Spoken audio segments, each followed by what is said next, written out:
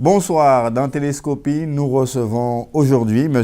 Alain Plaisir. Il est le président du CIPA, le comité d'initiative pour un projet politique alternatif, cofondateur du LKP et candidat aux récentes élections régionales. Il avait totalisé 1,85% des suffrages sur son nom. Bonsoir, M.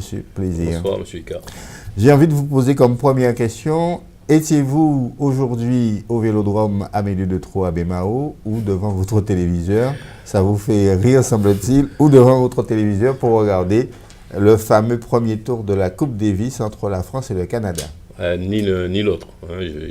J'avais des choses à faire, donc j'ai... L'événement ne vous a pas paru important? C'était pas un événement fondamental pour moi. C'est du sport, ça ne reste que du sport.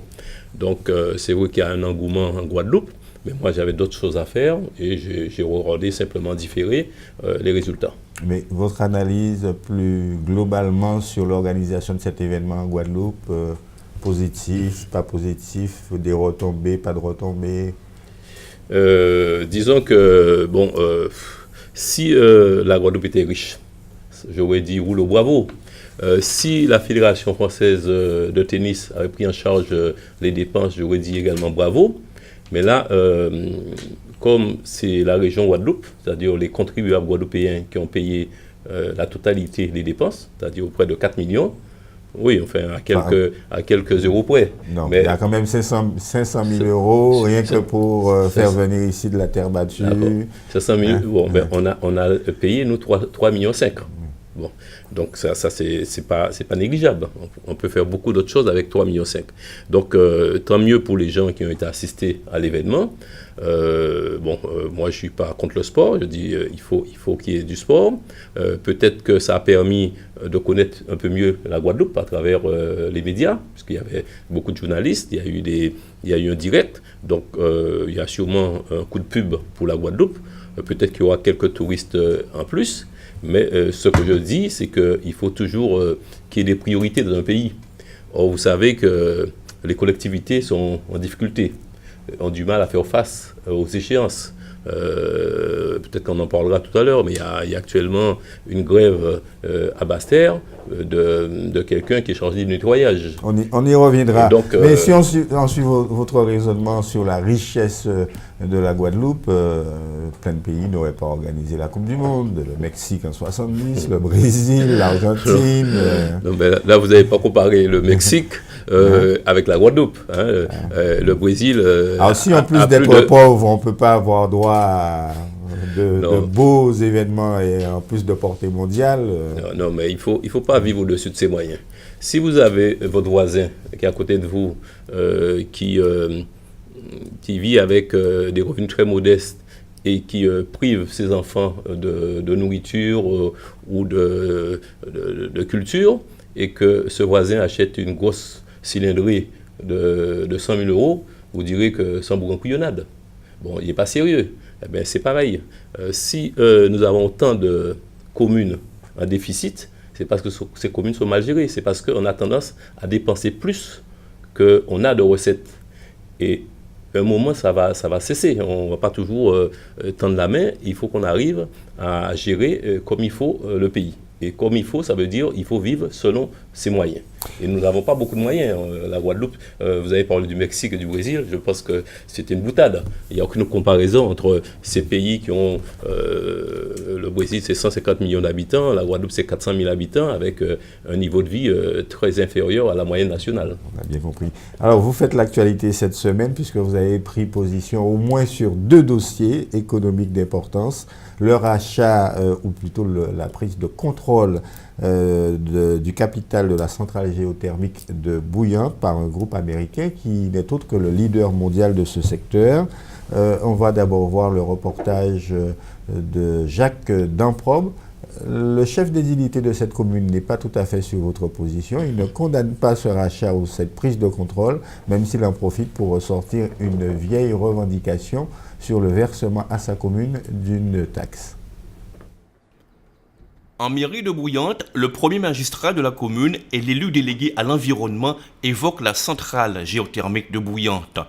Il se félicite des perspectives d'avenir offertes par l'annonce du rachat en cours par l'américain Ormat Technologies. Faut-il y voir une aubaine pour la commune de la Côte-sous-le-Vent? En tout premier lieu, ça va faire parler de Bouillante, puisque effectivement, que ce soit aux États-Unis, maintenant Bouillante est connue, au niveau national, et puis toute la Caraïbe, on parle de Bouillante. La deuxième chose, c'est que je pense que ça va permettre de donner un vrai coup d'accélérateur pour le développement de la géothermie, une énergie pour laquelle je me bats depuis de nombreuses années. Et puis j'espère que ce développement-là va permettre de préserver l'emploi local, de permettre la création de nouveaux emplois et puis surtout de permettre à la ville d'obtenir la redevance qu'elle réclame depuis plus de 20 ans. Le fait que depuis plus de 60 ans, la géothermie est exploitée à Bouillante, nous n'avons que les retombées négatives. Allez interroger les populations qui vivent autour depuis plus de 60 ans, mais ces gens-là vivent au quotidien le bruit, les vibrations, parfois des odeurs nauséabondes, les retombées de pluie acide, etc., etc. Et je rappelle que par ailleurs, sur d'autres endroits, sur d'autres champs de compétences, d'autres domaines, quand il y a une exploitation industrielle, il y a des retombées, une redevance qui est reversée à la commune. Et ce n'est pas le cas pour Bouillante parce que tout simplement, c'est une énergie, c'est une industrie qui est la première en France. Et donc, effectivement, on a été oublié et nous, on se bat pour que cet oubli soit réparé. Un manque à gagner chiffré à 1,5 million par an par le maire. Une manne non négligeable pour une commune comme Bouillante. La centrale géothermique se rattrape quelque peu par des embauches locales parmi les 17 salariés qui relèvent du statut des industries électriques et gazières. Nous avons effectivement une partie, 50% de l'effectif qui doit être en dessous de 30-35 ans. Nous avons donc des plus anciens. Plus que le fait d'avoir des jeunes ou des moins jeunes, c'est en fait cette mixité entre jeunes et plus anciens qui me paraît important pour l'expérience, transfert d'expérience. Et c'est vrai que nous sollicitons également, nous sommes sollicités régulièrement par des jeunes pour des formations en alternance. Loïc Latouche fait partie des jeunes qui ont intégré l'usine. Il en est à sa 3e année. Le jeune homme occupe le poste de chef de car et a bien l'intention de gravir les échelons dans l'entreprise. Ma fonction première, c'est d'assurer la sécurité des personnes et du matériel.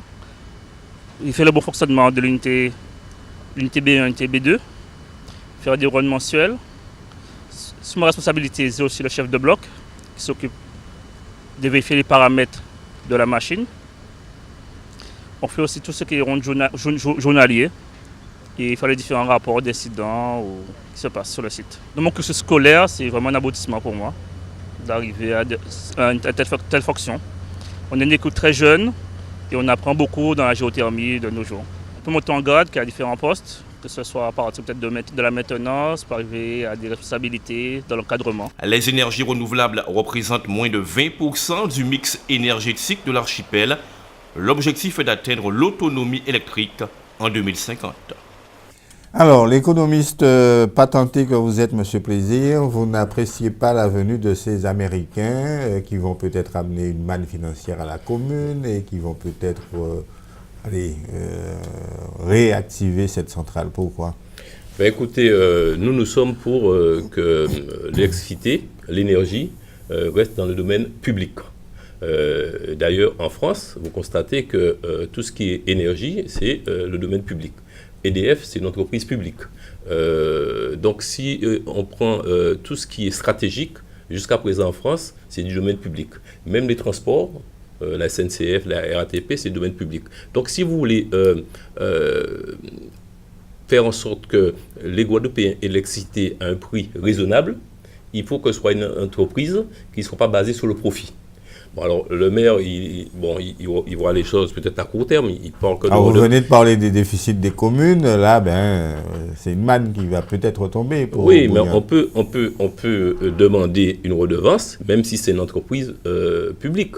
Et vous fait remarquer, si vous regardez votre facture d'électricité, vous verrez qu'il y a plein de taxes, notamment l'octroi de mer, l'octroi régional et d'autres taxes qui alimentent le budget des communes. Donc, on peut très bien avoir cette entreprise, la centrale de Bouillante, qui soit gérée directement par EDF. Ça, c'est notre position. Dans un premier temps, oui, ce n'est en tout cas pas leur ambition, pas la volonté que l'entreprise publique a affichée. Oui, parce que on est tout à fait à part, parce qu'en France, le gouvernement a obligé EDF à acheter Areva.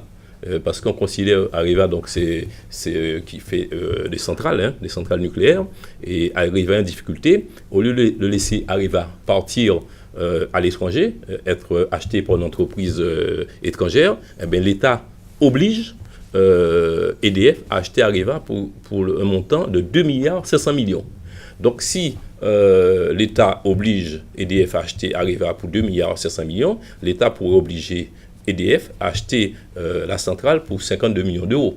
C'est une goutte d'eau. Et il faut que ça reste dans le domaine public. Parce que actuellement, vous savez, l'électricité, le kilowatt, il est le même prix en Guadeloupe qu'en France. Parce qu'on considère que tous les Français, parce que nous sommes Français jusqu'à nouvel ordre, tous les Français doivent payer l'électricité au même prix. Même si la production d'électricité en Guadeloupe est plus chère, nous payons le même prix. Il y a une péréquation. Donc, il faut garder ce principe. Si c'est une entreprise privée, et encore là en plus c'est une entreprise américaine, rien ne nous dit que cette entreprise ne vendra pas l'électricité plus chère à EDF, parce qu'on va produire l'électricité. Rien ne nous dit aussi que cette entreprise, après avoir pillé la technologie, va fermer. Piller la technologie, elle est déjà leader mondial de ce secteur. Oui, elle est leader, oui, mais pour l'instant... je ne pense pas qu'elle viendrait piller la technologie on ne sait pas, en Guadeloupe. On ne sait pas, parce que pour l'instant, il n'y a qu'une seule centrale de ce type dans la Caraïbe. Une seule. Donc ça veut dire quand même, c'est une vitrine. Donc nous sommes contre, de toute manière, la privatisation, et nous sommes en train de mobiliser avec d'autres. Vous aurez bientôt des nouvelles. Il y a un mécontentement qui commence à se manifester auprès des progressistes guadeloupéens, et il y aura assez rapidement une mobilisation pour empêcher cette vente qui doit être définitive au mois de mai 2016. Alors, on a le sentiment que vous êtes un peu tout public et tout contre le privé, parce que vous êtes aussi contre le projet de centre commercial dans une commune que vous connaissez bien, Gaubert, et dans le secteur de Valcaner. Là aussi, le maire vous dit, ça va créer des emplois. Ma commune perd des habitants constamment parce que les gens recherchent des commerces à proximité, et vous êtes contre. Alors déjà, si le maire a dit que sa commune perd des habitants, c'est faux. Parce que moi qui suis constamment les statistiques, je sais que la commune de Gaubert, contrairement à Basse-Terre, continue à progresser. Le nombre d'habitants augmente à Gaubert. Nous sommes contre parce que nous pensons que un centre commercial, un supermarché à Gaubert va faire disparaître les commerces de proximité et va faire disparaître également les deux autres supermarchés qui se trouvent à Basse-Terre et à Baïf. D'ailleurs, vous verrez que le maire de Trois-Rivières est monté au créneau pour dire que, elle est contre, c'est une femme, Madame Vainqueur, elle est contre, mais l'ensemble des commerçants de Basse-Terre, vous êtes rejoint par une association de petits commerçants de Basse-Terre qui commence à se plaindre. Bien sûr, parce que, alors en plus, il faut lire les rapports. Il y a eu, après le mouvement social de 2009, un rapport du Sénat qui est venu en Guadeloupe et qui a expliqué les raisons de la vie chère, de la profitation. Il disait qu'il y a un importateur, un distributeur, qui a 65% des surfaces commerciales. Vous faites allusion à M. Ayotte. Voilà, il fait allusion à M. Ayotte, tout à fait. Et donc, c'est ce M. Ayotte qui va construire également à Valcaner, à Gaubert. Donc, il va dépasser 70%, peut-être même 75% des surfaces commerciales. Donc, il est presque en situation de monopole. Donc, quand vous êtes dans un pays où il y a une situation de monopole, il ne faut pas s'étonner que la vie devienne chère, parce qu'il n'y a pas de concurrence. Et si vous avez la liberté des prix, en France on considère que c'est la liberté des prix qui permet de réguler les prix. Donc en France il y a une concurrence, il y a Leclerc, il y a Auchan, il y a tout ça. En Guadeloupe il n'y a pas de concurrence. Et donc comme il n'y a pas de concurrence, ceux qui détiennent les surfaces commerciales mettent les prix qu'ils veulent. J'ai envie de vous dire que tous les projets de centres commerciaux en Guadeloupe et en Martinique ont connu les mêmes réticences, les mêmes oppositions, et finalement quand ces centres se sont installés, la vie a continué. Je sais que vous suivez ce qui se passe en Martinique, à Ducos par exemple, et ailleurs. Non, mais nous on ne dit pas qu'on est contre les centres commerciaux, on ne dit pas ça. On dit qu'il y en a assez déjà en Guadeloupe, et il faut garder des commerces de proximité. Il faut qu'il y ait le lien social. Il faut que les gens puissent aller dans un petit commerce, discuter avec la vendeuse et que ces gens-là puissent vivre aussi de ce métier.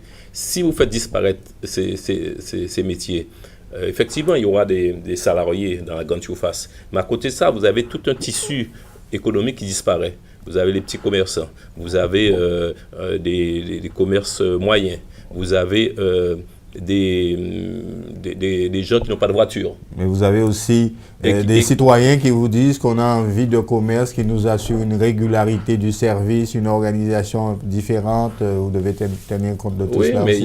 il y a dans les petits commerces, ça assure une régularité. Quand vous allez dans les petits commerces, vous trouvez également, il faut les deux.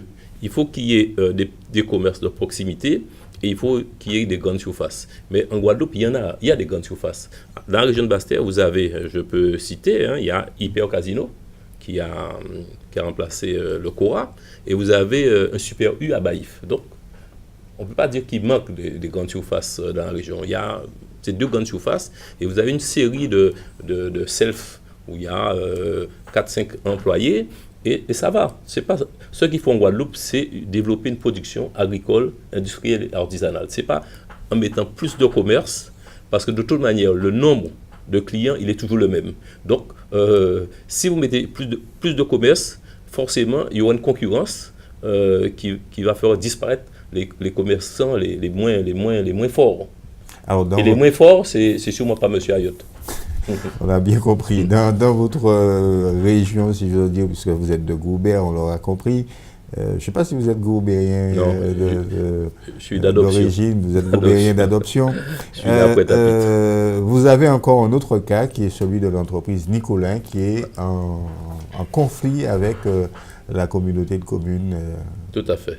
Tout à fait. Alors, nous, on apprend ça. Est-ce que vous êtes du côté de Mme Michaud-Chevry qui dit, alors, il y a un conflit, on va dire, de gros sous, Nicolin qui réclame 3 millions à la communauté, Mme Michaud-Chevry qui répond qu'elle n'en doit que 1 million, et que cette fameuse grève, c'est un peu la prise en otage par l'entreprise des salariés. Vous êtes de ce côté-là, vous?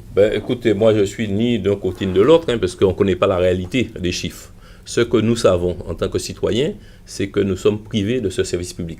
Les poubelles commencent à s'avancer. On a oublié de rappeler que Nicolin, c'est l'entreprise qui s'occupe du nettoyage et des ordures ménagères. Donc, par exemple, ça fait vendredi, l'entreprise n'est pas passée, Nicolin. Donc, les gens ont des poubelles qui commencent à s'amonceler. Et ça va empirer. Donc, avec tous les problèmes, on parle de Zika, on parle de chikungunya, on parle de l'extospirose, on parle de plein de maladies liées au manque d'hygiène.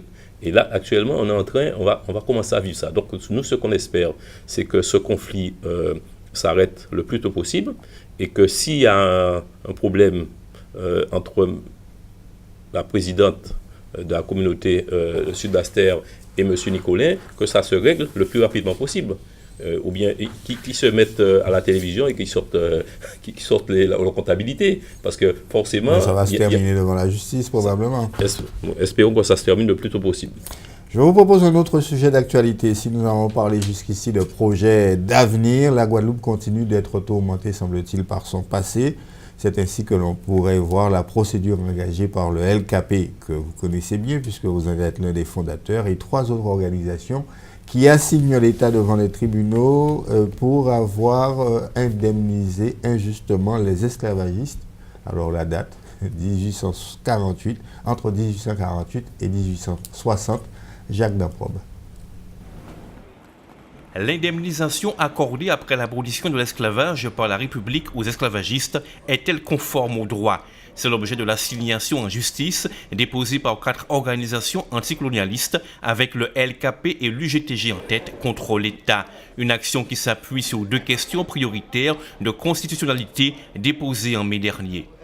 Au cours du débat contradictoire entre les 2 parties, les avocats de l'État ont considéré que le préjudice subi par les esclaves est le fait de la loi. Par conséquent, c'est le tribunal administratif qui devrait être saisi et non le tribunal de grande instance de Pointe-à-Pitre. Une exception de procédure que conteste la partie adverse. Je pense que l'État a une vision très restrictive et je voudrais préférer aller devant le tribunal administratif. Cela nous indiffère, d'autant plus que nous aurons des affaires qui vont être conduites devant la juridiction administrative. Mais pour ce qui concerne l'affaire actuellement, nous ne sommes pas sur une critique de la loi, mais bien sur un phénomène fondamental qui commence en 1626, qui est la conquête des îles, qui au début se fait de manière uniquement privée, avec des ventes notariées, c'est-à-dire que la Guadeloupe a été vendue chez un notaire à Paris à des gens par des gens qui n'en étaient pas propriétaires. Pour les avocats du collectif d'organisation, l'État tente une manœuvre dilatoire pour chercher à gagner du temps et éviter ainsi la question de fond, les conditions de la sortie du système esclavagiste en 1848. Était-ce une sortie qui était sincère et qui voulait effectivement que les anciens esclaves soient des citoyens libres et pouvant jouir pleinement de leur liberté, ou était-ce une sortie factice qui voulait effectivement qu'on puisse organiser par officiellement le décret d'abolition de l'esclavage, mais en réalité qu'on puisse organiser l'indemnisation des criminels et le maintien dans les fers des esclaves, notamment par la répression sévère du vagabondage.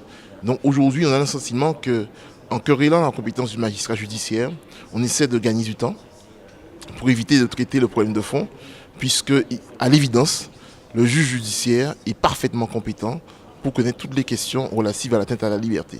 C'est le juge de la mise en état qui est le magistrat du tribunal de grande instance chargé de veiller au bon déroulement d'un procès civil qui devra désigner la juridiction compétente. L'affaire a été mise en délibéré au 14 avril prochain. Alain Plaisir, est-ce que vous approuvez une telle démarche? Oui, j'approuve. Je ne sais pas si ça donnera quelque chose, mais l'idée de mettre ça en débat, c'est une bonne chose parce que c'est vrai que les esclavagistes ont été indemnisés en Guadeloupe, Haïti encore plus, alors que ce sont ces esclavagistes qui avaient mis les gens en esclavage et les esclaves eux-mêmes n'ont pas été indemnisés. Donc, sur le fond, ils ont raison de porter l'affaire devant les tribunaux. Alors, ils ont raison. Les jeunes d'aujourd'hui qui nous regardent, ils se disent oui, mais ça nous amène à quoi? Ça, ce sont des faits historiques que nous connaissons. Et ça, on y oui, mais quoi? bon, mais chaque organisation décide de ses initiatives. Hein. Donc, bon, il y a des organisations, apparemment, il y a 4 organisations qui ont décidé de porter l'affaire devant les tribunaux.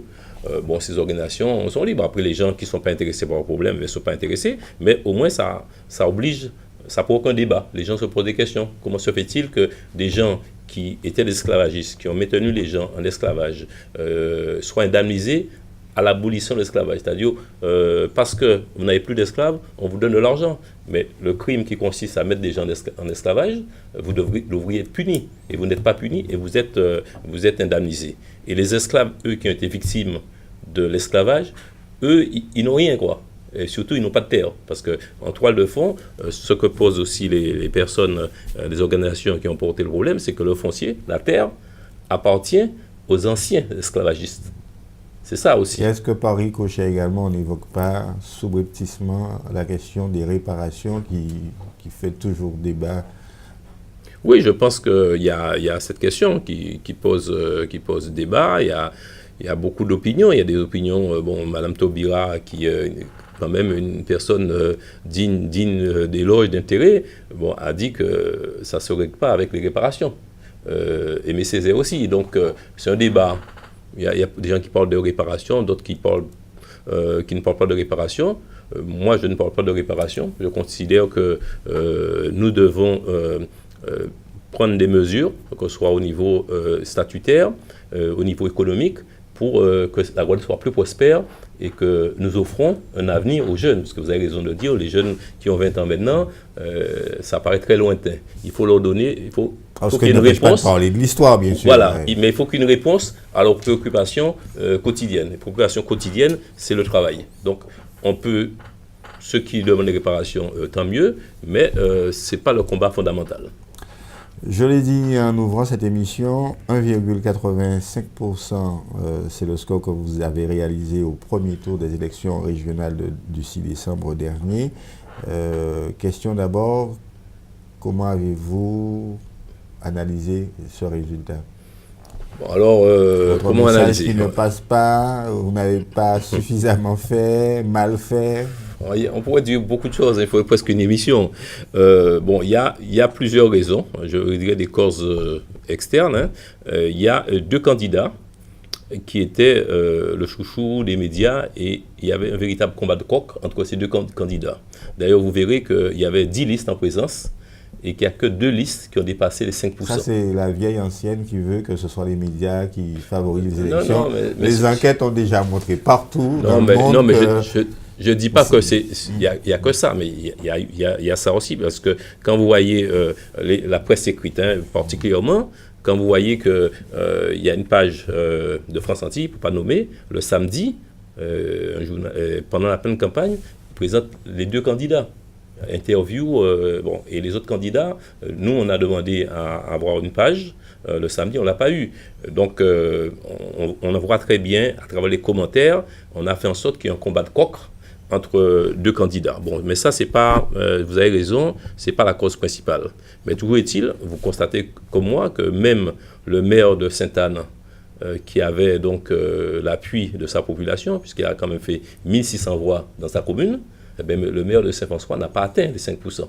Donc, le combat électoral s'est réduit entre 2 personnalités. Bon, donc, ça veut dire que... un cas de figure qui arrive assez souvent.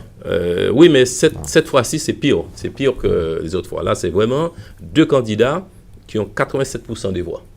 Donc, ça veut dire qu'il ne reste pas grand-chose pour les autres. Ensuite, il y a eu le phénomène du vote utile, qui existe ailleurs, pas seulement en Guadeloupe. Il y a des gens qui voulaient chasser le président sortant et qui ont voté directement, dès le premier tour, pour le challenger, M. Chalus, en disant faut pas lui le passer au premier tour. Parce que nous ne pouvons pas voter pour Chalus parce qu'il ne faut pas lui le passer. Donc il y a eu des gens qui nous disaient et qui l'ont dit avant et après.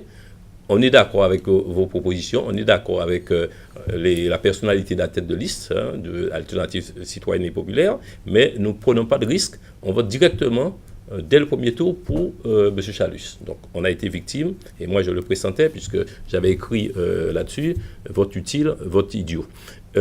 Donc ça c'est des causes qui ne dépendent pas de nous. Nous, c'est vrai qu'on a commencé très tard, on a décidé, puisqu'on n'était pas sûr, on ne fait pas de l'électoralisme, on n'était pas sûr d'aller aux élections. On a décidé d'y aller au mois de septembre. Donc au mois de septembre, il ne restait pas beaucoup de temps.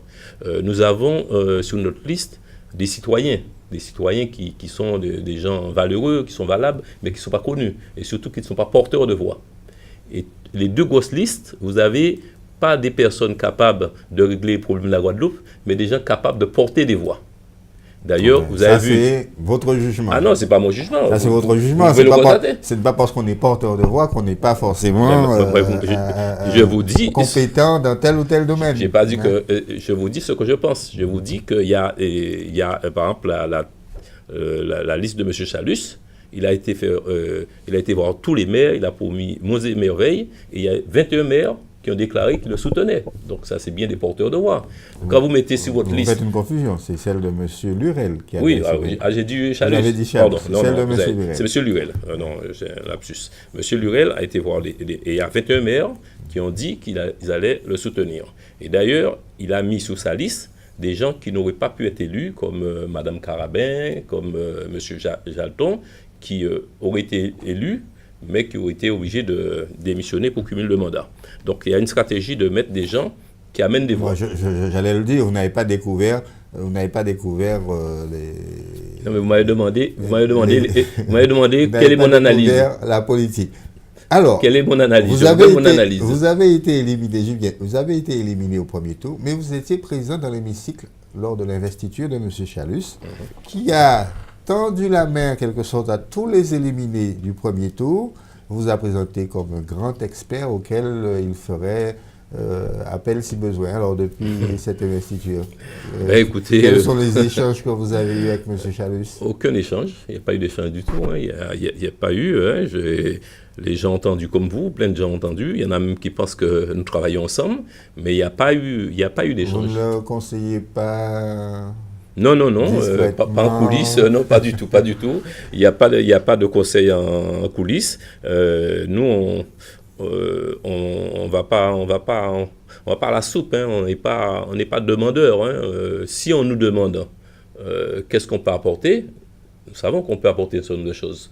Mais pour l'instant, il n'y a rien, quoi. Il n'y a rien. Il n'y a pas eu d'échange. Il n'y a rien, ce n'est pas un jugement sur les premiers pas de M. Chalus à la région. Non, mais le jugement sur le premier pas, je l'ai dit dans un autre média, quand on vient d'être élu, on bénéficie de l'état de grâce. Et l'état de grâce, ça dure en général 100 jours. Et les 100 jours, il faut annoncer des choses. Même si vous ne pouvez pas les faire, vous annoncez. Vous fixez un cap. Et malheureusement, on n'a pas vu de cap fixé. On n'a rien entendu. Alors, vous avez que sa première urgence, c'est de faire un audit de la situation financière de la région. Vous avez vu qu'il a réuni les maires de Guadeloupe pour leur annoncer que les fameux CDDT conclus par Victorien Lurel pourraient être non pas remis en cause dans leurs principes, mais certainement revus et corrigés. Oui. Vous êtes inquiet de la situation laissée par Victorien Lurel? Ben moi, je ne connais pas, je n'ai pas vu les finances. Hein. J'ai pas vu les finances. J'entends comme vous qu'il y a des problèmes, les caisses sont vides, qu'on va faire le mode de l'audit. Mais ce que je regrette, c'est que vous avez nombre de personnes qui sont actuellement dans la majorité qui étaient dans l'opposition. Et normalement, quand vous êtes dans l'opposition, vous êtes capable de décortiquer un budget, vous êtes capable de poser des vraies questions. Donc, cela veut dire qu'il y a des gens qui sont actuellement dans la majorité et qui étaient dans l'opposition, qui n'ont pas fait leur travail. Bon. Est-ce qu'on peut dire des choses? Est-ce qu'on peut faire des choses maintenant? Je dis que si, on peut faire des choses. Nous, on a fait campagne pour une justice fiscale. Et on a dit bien avant la campagne électorale qu'il fallait supprimer l'octroi de mer sur l'eau. Eh bien, voilà quelque chose qu'un homme du peuple devrait annoncer. Nous allons supprimer l'octroi de mer sur l'eau. Bon, il n'a pas fait. Et pourtant, il y a d'autres candidats qui ont repris cette proposition de ma liste pendant la campagne. Tout le monde disait qu'il faut supprimer l'octroi de mer sur l'eau. Parce que l'eau, c'est quelque chose de vital, c'est un bien commun, il ne doit pas être taxé. On ne doit pas mettre un impôt sur l'eau. Donc si M. Chalus... Il a annoncé des décisions dans quelques mois après avoir reçu les représentants des chefs d'entreprise et les élus eux-mêmes. Oui, j'ai entendu. Mais pourquoi dans quelques mois? On ne peut pas annoncer ça tout de suite? Mais moi, je vais vous annoncer tout de suite. Vous allez calculer combien ça coûte. Moi, je sais où trouver les recettes pour compenser cette perte-là, puisque c'est vrai qu'il y aura une perte pour la région en termes de recettes. Mais on peut trouver d'autres recettes. Si on me demande mon avis, je donne mon avis. Et vous trouvez des recettes tout de suite. Donc, l'octroi de mer, quel autre dossier vous y attaquez en urgence? Il faut aider les producteurs. Hein, vous avez des producteurs agricoles. Par exemple, il y en a qui n'ont... Les gens des gens qui ont de la canne, hein, des planteurs, il y en a qui n'ont pas été payés la récolte de 2014, l'aide qui devait être apportée en supplément, ils ne l'ont pas eu parce que, apparemment, d'après ce que j'entends, les dossiers qui n'ont pas été montés en temps utile au niveau des fédères, mais ce n'est pas M. Chalus qui est responsable. Enfin, il a hérité de ça, mais il y a des gens qui sont en difficulté. Il y a des artisans qui sont en difficulté, il y a des producteurs agricoles qui sont en difficulté. Il faut aider ces personnes-là à faire face à leurs difficultés. Donc, il faut discuter avec eux, il faut qu'il y ait une table ronde, demander aux gens quels sont leurs besoins pour relancer la production agricole, industrielle et artisanale. Il faut voir comment on peut améliorer aussi les recettes de la région sans pénaliser les producteurs, les consommateurs. Vous avez des choses complètement choquantes. Est-ce que vous savez que le riz, qui est l'alimentation de base en Guadeloupe, est taxé à 30%? Voilà des mesures en faveur du pouvoir d'achat là. Alors ça, vous parlez de l'octroi de mer là aussi. Oui, mais ça amène, c'est l'aspect vie chère. Bon, parce que vous savez, il y a beaucoup de gens en Guadeloupe qui souffrent parce que la vie est chère. Donc il faut prendre des mesures, ce sont des mesures pour baisser le coût de la vie en Guadeloupe. Il faut aider les producteurs, il faut faire en sorte qu'on donne un coup de pouce, qu'on aille beaucoup plus vite et plus fort pour développer les énergies renouvelables. Il faut qu'on forme notre jeunesse au métier de la mer.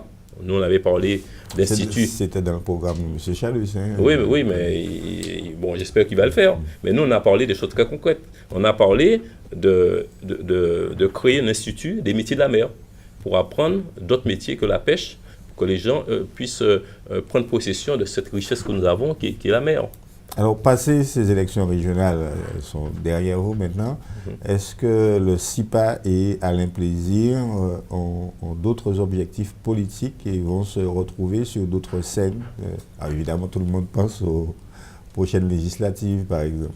Alors, les législatives, on y pensera en temps utile. On y pense ou on y pensera? On y pensera.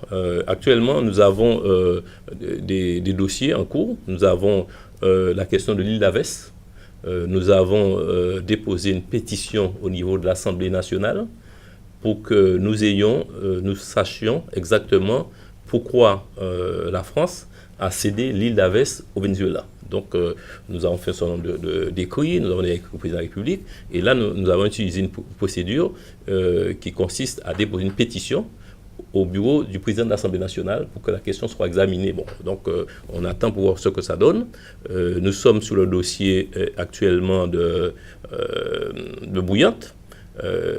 Donc, on est en train de mobiliser autour, nous avec d'autres, et nous travaillons toujours pour faire avancer l'idée d'autonomie pour la Guadeloupe.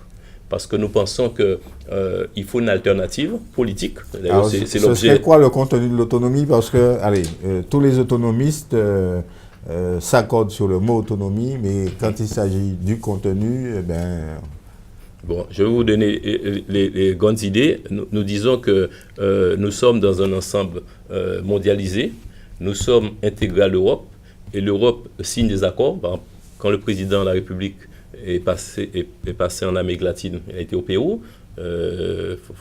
Si les téléspectateurs ne le savent pas, je profite pour le dire, il y a un accord de libre-échange entre le Pérou et l'Europe. Et quand vous voyez, par exemple, des oranges qui viennent du Pérou, c'est parce qu'il y a un accord de libre-échange. C'est-à-dire que toutes ces marchandises tropicales du Pérou peuvent rentrer librement en Guadeloupe. Donc, ça met directement en péril notre production. Vous avez un certain nombre de productions ici qui sont en passe de disparaître. Par exemple, le poisson, si on ne fait pas attention, dans quelques années, il n'y aura pas de pêcheurs. Parce que vous avez du poisson importé qui arrive du Pérou, de Chine et d'ailleurs. Donc, si vous n'avez pas, vous ne pouvez pas mettre en place un système qui vous permette de développer votre production et de protéger votre production, vous allez disparaître. Et c'est l'autonomie qui... C'est l'autonomie. Parce que nous demandons, dans le cadre de l'autonomie, 15 compétences nouvelles. Et parmi ces compétences, nous demandons, comme dans tout pays autonome, une compétence douanière ou fiscale. Fiscale, par exemple, le problème d'octroi de mer, il n'y aura pas eu de problème d'octroi de mer, comme on va créer une fiscalité moderne. On n'aura pas de compte à rendre ni à la France ni à l'Europe. On va décider ici quelle fiscalité que nous voulons. Nous allons protéger notre production. Alors la région peut d'ores et déjà, la région où les collectivités nouvelles de Martinique et de Guyane, peuvent demander des habilitations, vous le savez. Oui, mais pas dans des domaines... Pas dans des domaines régaliens. Pas de domaines régaliens. L'habitation, oui, pour le sport, peut-être un peu pour l'énergie aussi. Pour l'énergie. Bon, mais il n'y a pas. Alors, pour que les téléspectateurs comprennent, nous, on demande pas l'indépendance, on demande un statut qui ressemble au statut de Saint-Barthélemy. Le plus proche de nous, c'est Saint-Barthélemy, un statut de pays, territoire d'outre-mer. Cela veut dire que vous êtes dans le cadre de la République, les gens restent toujours des citoyens français, mais ont une certaine compétence, ont des compétences pour régler des problèmes internes à la Guadeloupe. Internes et quelquefois externes, puisque quand on parle de système douanier propre, ça veut dire qu'on aura un code des douanes, qui sera un code des douanes guadeloupéen, alors qu'actuellement nous avons un code des douanes communautaire. Quand vous voyez tous les problèmes qu'il y a en Europe, quand vous voyez que la Grande-Bretagne va faire un référendum pour demander à quitter l'Europe, qu'il y a des problèmes, on parle de Schengen, tout ça, tous ces grands mots-là passent au-dessus de la tête des Guadeloupéens, mais ce que nous savons, c'est qu'on ne peut pas développer la Guadeloupe à partir des décisions qui sont prises par 28 pays et qui n'ont rien à voir avec notre réalité. Et donc, il faut qu'il y ait des compétences nouvelles en matière d'urbanisme, en matière de tourisme, en matière j'ai dit compétences douanières fiscales, mais enfin, des compétences que nous aurons, d'autres compétences qui resteront à l'État, ce qu'on appelle des compétences partagées. Et ces compétences partagées nous permettront de mettre en place une alternative, une autre politique économique qui permettra de faire reculer le chômage et qui donnera véritablement une espérance à la jeunesse. Alors pour ça, et pour que vous soyez porteur de ce projet-là, il faudrait que votre groupe, votre organisation, plutôt le CIPA, se développe, parce que je rencontre les gens qui disent mais oui, mais ça reste encore un peu à l'état de groupuscule. C'est ça le piège qui vous menace. Oui, c'est vrai qu'on ne peut pas se développer rapidement. D'ailleurs, ce n'est pas qu'en Guadeloupe. Des organisations qui portent une idée de changement radical ne se développent pas rapidement parce que nous, on ne fait pas de clientélisme. Les gens qui adhèrent au CIPA, ils adhèrent pour une idée, pour ne pas dire une idéologie. Ils veulent un changement. Donc, on n'a rien à promettre à court terme, mais on se développe. On se développe. Et vous avez fait référence aux élections, même si notre score n'est pas comme on le souhaitait, on a quand même progressé. Parmi les organisations qui prônent le changement, nous sommes la seule organisation à avoir progressé, et nous allons faire en sorte d'unir les progressistes, parce que nous n'avons pas... Qui vous regroupez dans les progressistes? Les socialistes non, ne sont pas des progressistes, non. Les PPDgistes ne sont pas des progressistes. Pour l'instant, non. Parce que ça figure dans leur nom en tout cas. Ah oui, dans leur nom. Mais je vous fais remarquer que oui, dans le nom. Oui. Mais dans la réalité, ce sont des conservateurs. Parce que le Parti socialiste, la Fédération socialiste, est contre tout changement de statut. Bon, le PPDG, un jour, il parle d'Assemblée unique, un jour, mais c'est des effets de manche. Mais la volonté de dire qu'il faut qu'on organise la population, qu'on explique à la population l'intérêt du changement, comme l'a fait M. Magras à Saint-Barthélemy, ils ne le font pas. Donc, nous, on va le faire avec d'autres organisations, d'autres personnes. Et il y aura, j'espère, assez rapidement, un regroupement des organisations, des personnalités, pour qu'on propose autre chose. Parce que de toute manière, on ne peut pas rester dans l'état actuel. Alain Plaisir, merci d'avoir accepté notre invitation et d'avoir répondu à nos questions. Dans un instant, vendredi, tout est permis. C'est votre programme habituel. Je vous retrouve quant à moi demain, 12h30, pour notre premier rendez-vous avec l'actualité de notre région.